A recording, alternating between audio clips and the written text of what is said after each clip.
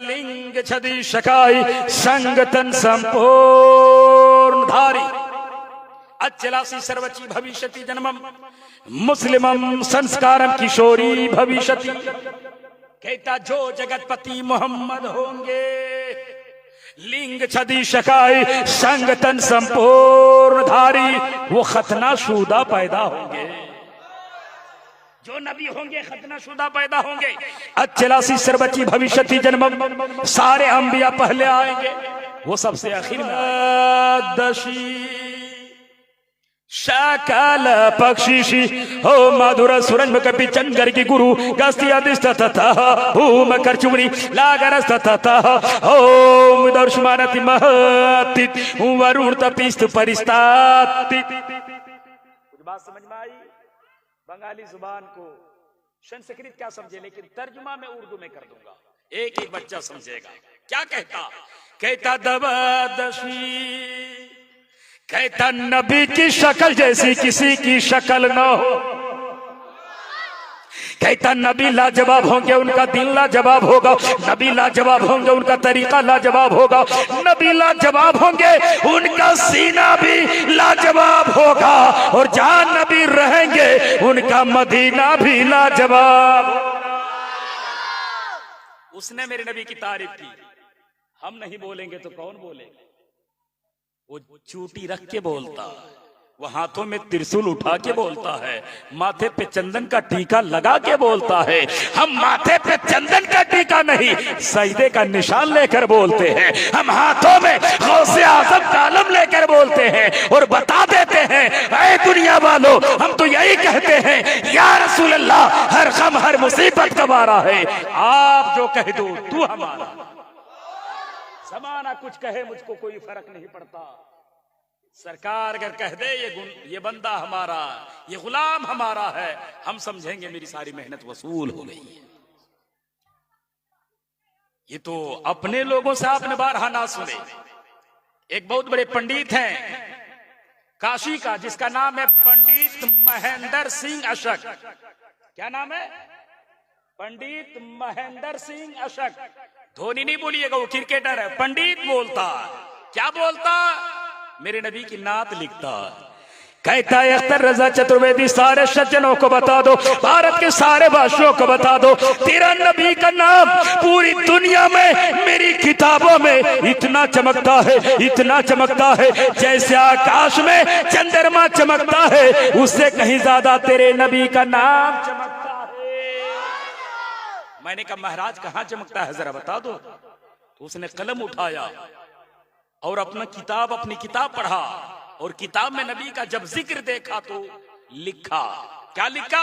कहता मुख्तसर ही मिल जाए जिंदगी मदीने की, मदीने का जिक्र कर रहा। कहता मुख्तसर ही मिल जाए जिंदगी मदीने की, 100 युगों पे भारी है एक घड़ी मदीने की। कहता 1000 बार कोई काशी मथुरा फैजाबाद में जन्म ले तो जन्म लेना बेकार है, और नबी के शहर में एक लम्हे की जिंदगी मिल जाए तो कामयाब है।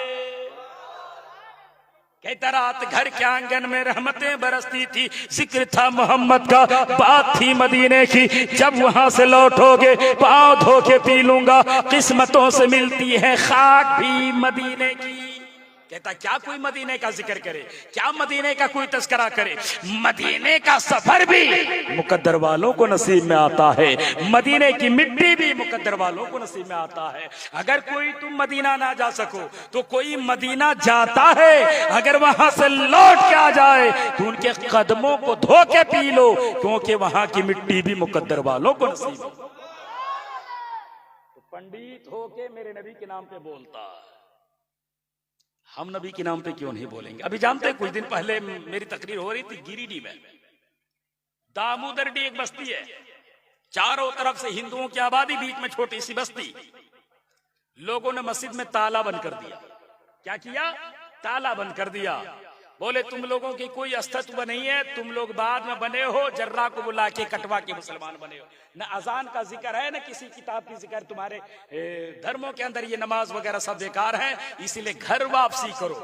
मुझको फोन आया, मैं नलहट्टी में प्रोग्राम में था, बोले हजरत आपको आना, मैं बोला ठीक मैं जाता हूँ। तारीख लिख लिया, बहुत सारे लोगों ने मशवरा दिया, मौलाना साहब चारों तरफ हिंदुओं की आबादी, तुम अकेले क्यों जाओगे, बात बढ़ सकती। मैंने कहा सुनो, जब खौस का कुत्ता शेर को खतरे में नहीं लाता तो उनका बंदा हूं मैं, किसी को खतरे में क्यों लाऊं। मैं गया, ये मजमा देख रहे हैं, हमारे हिंदू ब्राह्मण लोग, पंडित लोग, सारे लोग बैठे थे अपने लिबास में। तकरीर हुई, मैंने कहा सुनो, इस्लाम की सच्चाई क्या है मैं बताता हूं, हवाला नोट करो।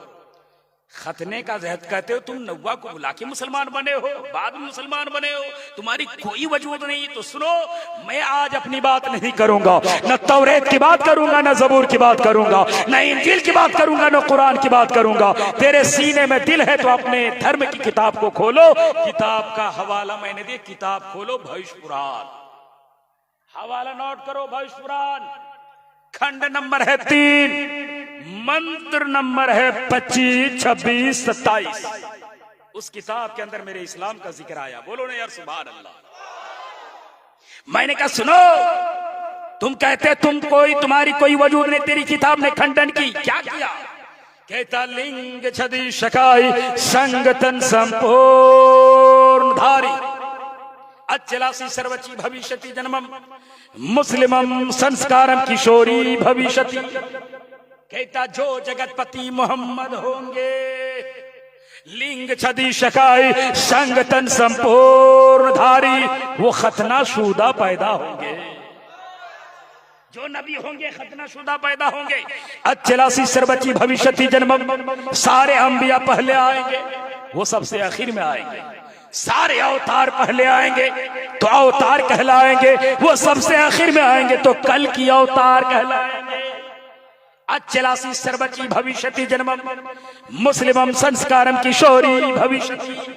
वो इस्लाम धर्म की प्रचार करेंगे और उनका मानने वाला मुसलमान कहलाएगा। बोलो सुभान अल्लाह। अब समझ में आ गया ना कि तेरी किताबों में मेरा जिक्र है। अब हम पूजा कैसे करेंगे, नमाज कैसे पढ़ेंगे? बोलते तुम्हारे पूजा करने की इबादत करने का, आओ हमारे तरह इबादत करो। मैंने कहा सुनो, तेरे किताबों के अंदर भी बताया कि नबी इबादत कैसे करेंगे, उसका भी खंडन कर दिया। कहता इबादत मुसलमान ऐसे करेंगे। कहता प्रथम कार कमची अपने हाथों को ऊपर उठाएंगे, प्रथम कार कमची हाथों को ऊपर उठाएंगे। आज भी कोई मुजरिम होता है, पुलिस दौड़ाती है तो मुजरिम हाथ खड़ा कर दे तो पुलिस फायर नहीं करती। तो कहता बंदा अपने मौला की इबादत करेगा, अपने रब की इबादत करेगा, कहेगा प्रथम कार कमचियो, अपने हाथों को ऊपर उठाएगा, कहेगा अल्लाहु अकबर, अल्लाह तू सबसे बड़ा है। इबादत ऐसे करते ना, अल्लाह तू सबसे बड़ा। दूतीय दंड मुहचते, किताब उसकी है, बात हमारी है।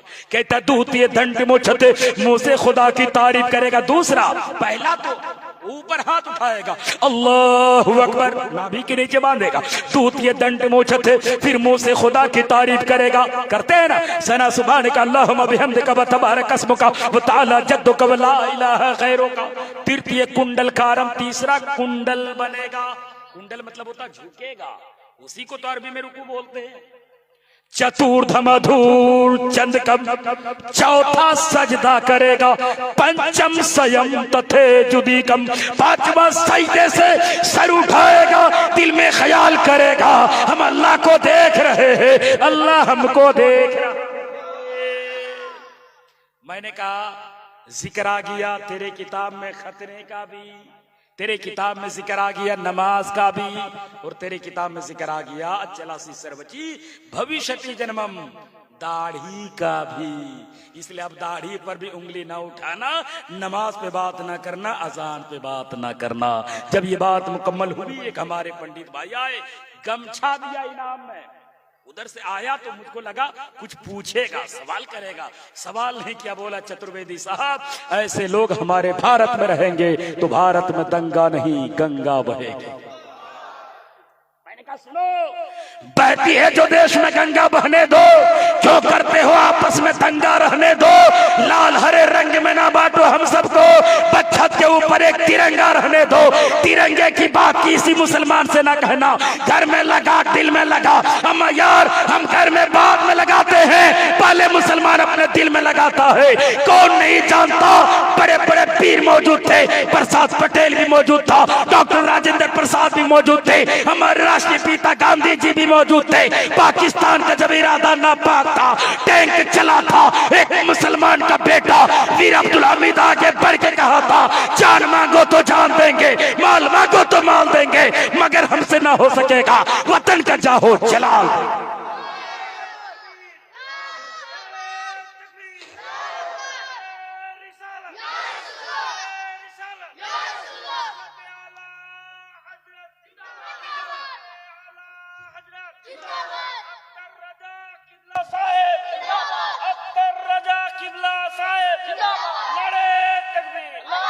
कोई तारीख मुसलमानों से ना कहे तारीख क्या है, तारीख तुम पढ़ो, तारीख हम बनाते हैं। जब तक भारत में हिंदू मुसलमान आपस में बिछड़े हुए थे, भारत में अंग्रेज राज करता था, मगर जब अल्लामा फजल खैराबादी ने, हसरत मोहानी ने, बहादुर शाह जफर ने फतवा जिहाद का नारा लगाया था, तो जानते हो टीपू सुल्तान से लेकर बहादुर शाह जफर तक जेल की सलाखों में बंद कर दिया था। और नाश्ते के वक्त में जानते हो बहादुर शाह जफर का बेटे का सर कलम करके उसके सामने रखा था और कहा था वतन से मोहब्बत करोगे तो नतीजा ये मिलेगा। तो बहादुर शाह जफर ने कहा था, हम तुम्हारी धमकियों से खौफ खा सकते नहीं, सर कटा सकते हैं लेकिन सर झुका सकते। ये मुसलमान का सर है, एक अल्लाह के सामने झुकता, उसके अलावा किसी के सामने नहीं झुकता।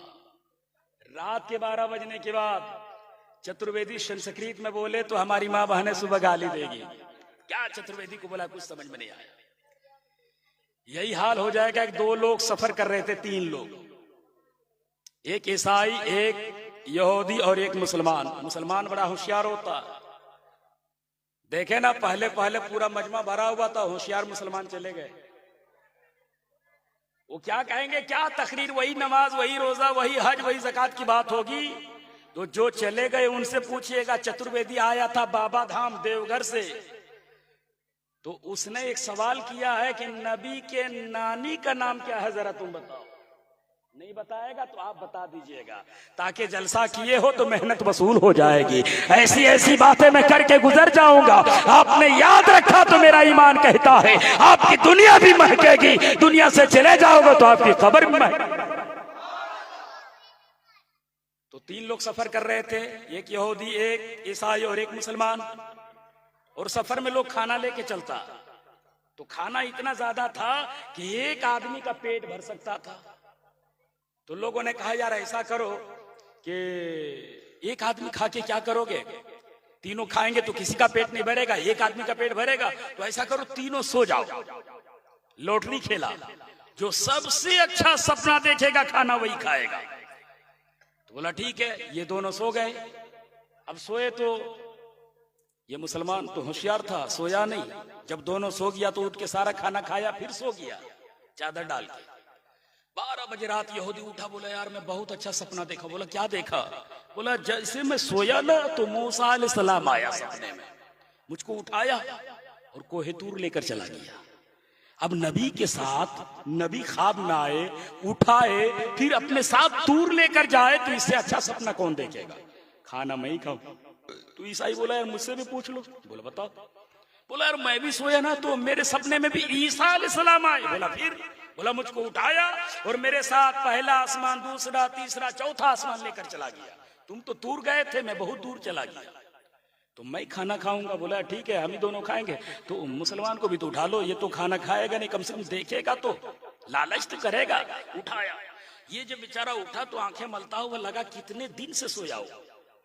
बोला यार मैं क्या बताऊं, मुझको शर्म आती। बोला बताओ ना यार, खाना नहीं खाओगे, बता दो तो सही। बोला यार जब मैं सोया ना तो आसमान से मेरे पास 2 फरिश्ते आए। बोला फिर? बोला एक सर के जानिब एक पैर के जानिब, और दोनों के हाथों में मोटा मोटा गुरूज था। बोला नादान, खाना पड़ा हुआ और तुम भूखा सोया, जल्दी खा ले वरना मार के भूसा बना दूंगा। तुम मरता क्या ना करता, मैं खा गया। बोले यार कम से कम मैं तेरा दोस्त था, मुझको भी तो उठा लेते, 2-4 लुकमा मैं भी खा लेता। बोला मैं उठाया, आप बहुत दूर चले गए थे और आप कोई दूर चले गए थे, सुनाई नहीं। यही हाल हो जाएगा कि रात के 12 बजने के बाद तकरीर करना बड़ी कठिन होता, लेकिन दीवानों की महफिल हो तो कठिन नहीं, क्योंकि नबी का दीवाना न ठंड न देखता न बरसात देखता, वो तो अहमद मुख्तार देखता। उसका अकीदा कोई देखे या ना देखे, मेरा रसूल को रब ने इतना पावर दिया है, वो मदीने से रहकर कुल कायनात को देखा करता। इसलिए हम ये अकीदा लेकर बैठे हैं कि हम महफिल में बैठेंगे तो गुनहगार बन के बैठे हैं, जब उठेंगे तो नेकोकार बन के उठेंगे, जन्नत का हकदार। सुभान अल्लाह। तो हम, वो लोग बोलते पूजा करो, मैं बोला पूजा कैसे करें, घर वापसी की बात की थी, कह दिया ना वो इबादत कैसे करेंगे। हालांकि पूजा वो भी करता है, बात कैसे करता है जानते हैं? देखिएगा बरकत का दरख्त होगा, पीपल का दरख्त होगा, धागा बांधा होता लाल लाल झंडियां लगी होती है, मेरे देवघर में बहुत ज्यादा, और मंत्र पढ़ता है। हालांकि एक अल्लाह को मानने की बात उसकी किताबों में है, लेकिन तर्जुमा पंडित नहीं करके बताता। चतुर्वेदी तर्जुमा करेगा, सुनो क्या कहता।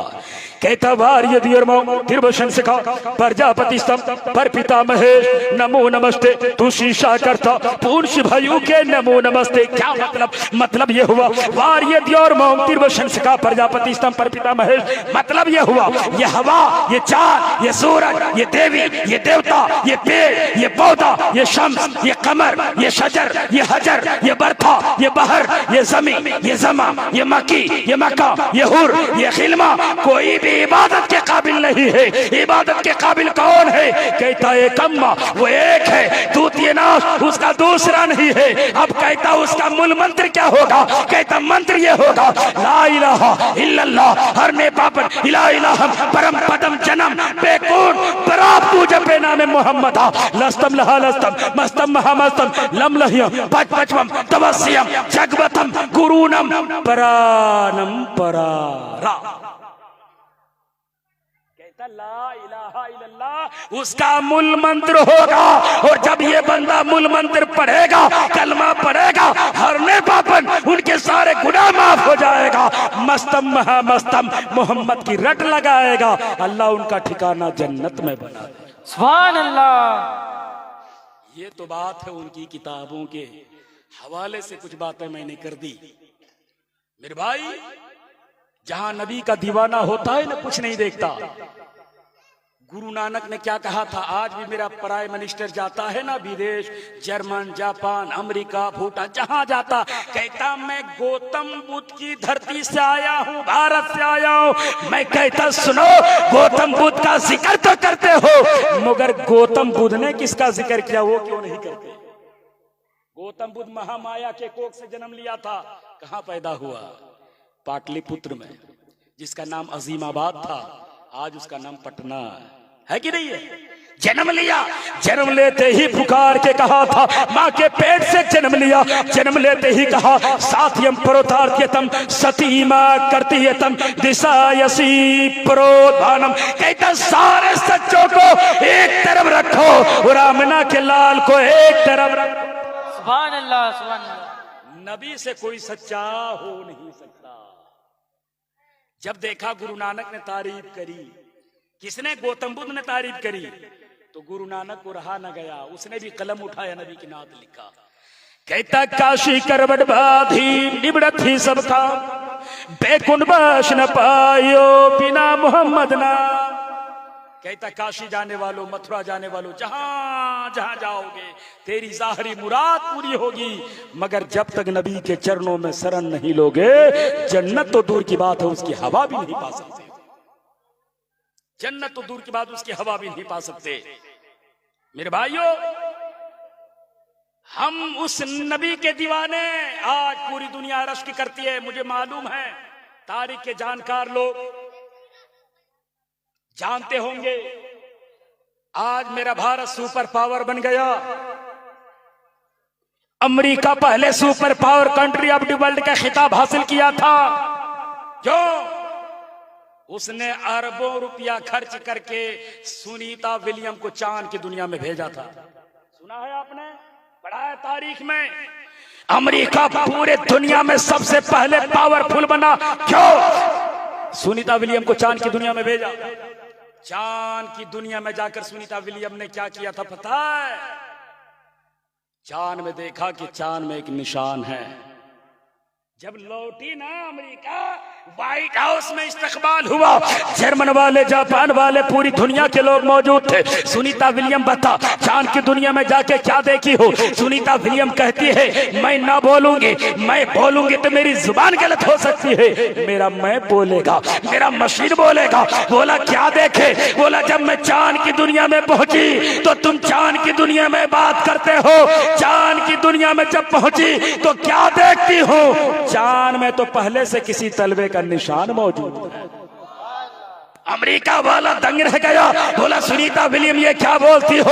चांद में तुमसे पहले कौन चला गया? चांद में किसी के कदम का निशान कैसे? सुनीता विलियम कहती है, पढ़ो मुसलमानों के कुरान को। कुरान में लिखा है, सुब्हानल्लज़ी अस्रा बिअब्दिही लैलन मिनल मस्जिदिल हराम। जब रब ने अपनी नबी मोहम्मद मुस्तफा को मेराज में बुलाया था, सुम्मा दना फतदल्ला फकाबा कौसन औ वज़ना।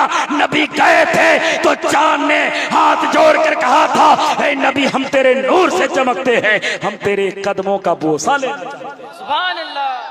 चांद ने कदम, नबी ने कदम बढ़ाया था, चांद ने बोसा लिया था। वही चुम्मा लेने के निशान चांद में मौजूद है। देखा तो अमेरिका का दिमाग घमने लगा।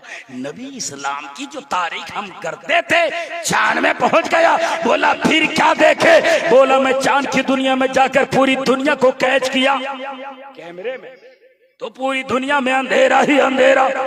मगर इसी जमीन से दो जगह ऐसे थे जहां नूर की किरणें निकल रही थी। अमेरिका एकदम मारे खुशी के मचलने लगा। उस वक्त ओसामा ने वो 100 मंजिला बिल्डिंग नहीं गिराया था। बोल रहा था वहां जो बल्ब जल रहा है, रोशनी जल रही है ना, तो हो सके चांद में पहुंचता होगा।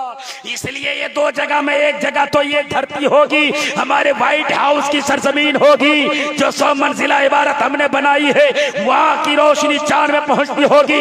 मगर सुनीता विलियम कहती है, जर्मन वाले सुन ले, जो दो जगह से नूर की किरणें निकल रही थी, वो जगह न जर्मन है, न जापान है, न कहीं और है। एक जगह का नाम मक्का है तो दूसरे जगह का नाम नबी का मदीना है। सुभान अल्लाह। आज लाखों रुपया, अरबों रुपया चांद की दुनिया में जाकर खर्च करता तो क्या देखता? चांद में भले ऐसी मिट्टी है, चांद में ऐसी गैस है, चांद में ये है, चांद में वो है। मुसलमानों सर फख्र से ऊंचा करके बोलो, कोई लाखों रुपया खर्च करके चांद में जाता है तब मान होता है। हम उस नबी को मानते हैं जो नबी मक्का की टूटी चटाई पर बैठा था, उंगली का इशारा किया था, चांद खुद मेरे नबी के कदमों को दीदा। सुभान अल्लाह। इसीलिए तो कहा है चांद से तशबीह देना, ये भी क्या इंसाफ है? चांद में तो दाग है, नबी का चेहरा साफ है। तभी तो कहा गया, तो सबने तारीफ की। रमा संगर के अंदर तुलसीदास ने नात लिखी है। बोलोगे मौलाना हवाई फायरिंग मत करो, हवाला दो, तो किताब का नाम नोट करो। किताब का नाम है रमा संगर। 12 स्कंडी छठी कांडी के अंदर तुलसीदास ने वैद बियाजी के कौल को नकल किया है और नबी की इश्क में नात लिखा। इजाजत है, समर्थन है, सुना दूं क्या लिखा? कहता यहन महत कुछ बात करा तू, वेद पुरहन सतत सदबाजू, देश अरब भरगलता सुहाए, सोथल भंगा सनु खगरावे, राजनीति मुपरीत दिखावे, अपनी मत सत सत समझावे, वर्ष सन सब सुंदरम होय, जाके बाद न पावे कोई, जितनी सुंदरम तई के सत छारी, उनके बान सुबह बवहारी, उगम निगम सुई तीजू पारा, अपने अबाहो निबट बजारा, तब सब मिले उदिष्ट तसोई, सुसा जगत सर सरे निहाय, बिना उचार विचार हनीसा, भजो नाम मर मिटे कलीसा, तब हर माने न माने कोई, बिंदु जग गुरु ज्ञान होई, तुलसी भजो भजन सत गोई, बिना मोहम्मद पार होई। कहता दुनिया में जितने राजा आए थे राजनीति की बात करता है, काले गोरे की बात करता है, ऊंच नीच की बात करता है, जात पात की बात करता है। वह आमिना का लाल होगा, वह अब्दुल्ला का दुर्र यतीम होगा जो राजनीति की बात नहीं मोहब्बत की बात करेगा। मेरे नबी ने एक ही संदेश दिया है, न कोई काला है न कोई गोरा है, जो नबी वाला है वही हमारा खुदा वाला है। इसलिए मेरे मिल्लत का नौजवानों, जलसे से एक ही संदेश, जलसे से एक ही पैगाम है। ऐ दुनिया वालों, राजनीति की बात ना करना, काले घोरे की बात ना करना, अमीर गरीब की बात ना करना। अगर कोई तेरे मोहल्ले में गरीब है, अगर तेरे मोहल्ले में कोई लाचार है, कोई शादी नहीं कर पाता, अगर तुमको खुदा ने दौलत दी है, खुदा ने शोहरत दी है, खुदा ने जाओ हशम से नवाजा है, अपनी कमाई का हिस्सा उस गरीब के लिए दान कर देना। कसम खुदा की, किसी की बेटी आपके पैसे से बहू बन जाएगी, दुल्हन बन जाएगी किसी की, जब तक वो सांस लेती रहेगी अल्लाह आपको नेकियां अता करता रहे। सुभान अल्लाह। लेकिन आज होता क्या है, अगर थोड़ी सी दौलत आ जाती है तो बंदे के दिल में गुरूर आ जाता है, घमंड आ जाता, फिर मोहल्ले के गरीब को कुछ पूछता नहीं, मोहल्ले की गरीब को कोई हैसियत नहीं।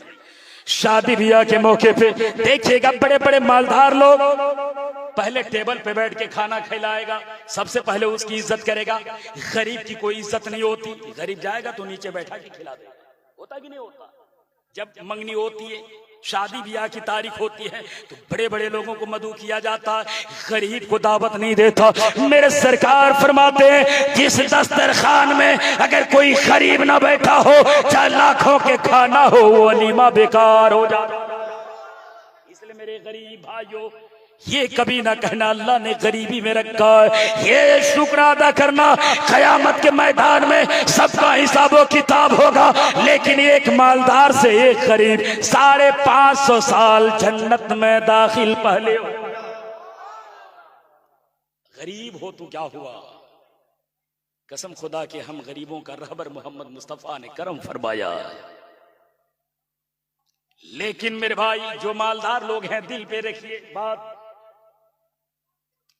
जब किसी मालदार के घर में कोई मैयत होती है, अगरबत्ती जलाने वाला कोई मालदार नहीं आता, मोहल्ले का कोई गरीब आता है जो अगरबत्ती जलाता है। एक कलेजे पर हाथ रखकर सोचो, एक गरीब के घर में, एक मालदार के घर में मैयत हुई, उनके चेहरे से कफन हटा हटा कर दिखाने वाला कोई और नहीं होता, गरीब होता है। कब्र खोदने वाला भी गरीब होता है, चारपाई लाने वाला भी गरीब होता है, उनके कुरान खाने में शरीक होने वाला भी गरीब होता है, उनकी मिलाद इसाले सवाब में बैठने वाला भी गरीब होता है। इसलिए मेरे मिल्लत के नौजवानों, जब मरने के बाद भी गरीब काम आए तो आप खुशी का मौका मिले तो गरीबों को फरामोश ना करना। मेरे आका फरमाते हैं जो गरीबों के साथ शफकत करता, गरीबों से प्यार करता, एक यतीम से मोहब्बत करता, अगर कोई अनाथ है, बाप दुनिया में नहीं है, मेरे नबी फरमाते मोहब्बत की नजर से देखे, फिर अपने हाथ में हथेली उनके सर पे रखे, अल्लाह इतनी बरकतें देगा, जितने हथेले के नीचे बाल आएंगे अल्लाह एक एक बाल के बदले में एक एक गुनाह मिटा देगा। सुभान अल्लाह। अल्लाह ने पावर दिया है हम गरीबों को। हम गरीब हैं तो क्या हुआ, एक नुस्खा में बता दूं, बड़े बड़े मालदार पैसा कमाता तो हज करके चला आता, मगर एक गरीब सिस्कियां लेता रहता, अल्लाह काश मुझे इतनी दौलत देता, मैं भी मदीना जाता, मैं भी मदीना जाता, मैं भी तेरे दरबार का हज करता, मैं भी सफा मरवा की दीदार करता। मगर एक गरीब तमन्ना लिए बैठा रहता, मालदार हज करके चला आता। बड़े बड़े मालदारों को मैंने देखा, एक मरतबा हज करता, फिर दोबारा चला जाता, फिर दोबारा चला जाता, मगर उसके पड़ोस में अगर कोई गरीब है तो उसका ख्याल नहीं करता। कयामत के मैदान में अल्लाह ऐसे हाजियों के हज उसके मुंह में मार देगा और कहेगा तुझे मालूम नहीं, तेरे घर के बगल में मेरा एक गरीब बंदा तड़प रहा था, एक गरीब बंदा मारे कपड़े के ठंडे में सिसक रहे थे, तुमने तो खाने काबा का हज तो किया मगर मेरे गरीब बंदे का ख्याल ना किया, आज रब तेरा ख्याल नहीं करेगा। इसलिए लाखों रुपया खर्च करने से पहले अपने पड़ोस को देख लिया करो, अपने खानदान में देख लिया करो। आज बहुत सारे लोग हैं, 4 भाई हैं, अगर बड़ा भाई नहीं कमाता, मझला भाई कमाता तो ताना देता ये तो पत्थर का ढेर है, कुछ तो करता ही नहीं, सब मैं करता हूं। मैं कहता हूं मेरे भाई, अल्लाह रिस्क देता है तो सिर्फ मेहनत की वजह से नहीं, अल्लाह रिस्क देता है तो गरीबों की दुआओं की वजह से, अल्लाह वालों की दुआओं की वजह से। अगर मेहनत की वजह से अगर अल्लाह सिर्फ रोजी देता तो सबसे बड़े मालदार रिक्शा चलाने वाला होता। बात सही है? रिक्शा चलाने वाले से ज्यादा मेहनत कौन करता है? ठेला चलाने वाले से ज्यादा मेहनत कौन करता है? मजदूरी करता है जो देखिएगा घर मकान बनाता है, राजमिस्त्री की तनख्वाह कितना, एक दिन का 500-600 लेता है, और मिस्त्री को लेबर को कितना देता है? 250, 300, 350। मेहनत ये ज्यादा करता कि वो करता? मेहनत तो ज्यादा लेबर करता, पैसा मिस्त्री ज्यादा लेता, रिक्शा चलाने वाला ज्यादा मेहनत करता, और जब भी देखिए वही झोपड़पट्टी में रहता। पता चला सिर्फ मेहनत से अल्लाह रिस्क नहीं देता, रिस्क अल्लाह देता तो किसी की वजह से देता। आपके घर में 4 भाई हैं, बड़ा भाई नहीं कमाता, मझला भाई कमाता, छोटा भाई कमाता, और तुम कहते हो मैं ही सब करता हूं, ये कुछ नहीं करता। तुझे क्या मालूम है नादान, अल्लाह रिस्क दे रहा तो तेरे बड़े भाई की वजह से, तुम्हें मालूम नहीं, अल्लाह को मालूम है। मैं एक जगह देखा चचा, फैसला हो रहा था तो मझले भाई ने बड़े भाई को हाथ से थप्पड़ मारने के लिए हाथ उठा दिया। मैंने कहा नादान, खुदा की लानत हो तुम पर, जिस तरह बाप का हक है उसी तरह मझले भाई के ऊपर उसके बड़े भाई का हक है। बात सही है? क्योंकि जब हम छोटे थे तो बड़े भाई ने हमको गोद लिया होगा कि नहीं लिया होगा? लिया होगा ना भाई, आपको भी लिया होगा। आपके नाक से नेटा निकला होगा तो बड़े भाई ने साफ किया होगा, आपने पेशाब भी किया होगा तो बड़े भाई ने साफ किया होगा, आपके बड़े भाई ने झिड़का नहीं होगा, मारा नहीं होगा। आज थोड़ी सी दौलत क्या कमा लिए कि आज तुम बड़े भाई पर हाथ दिखाने लगे।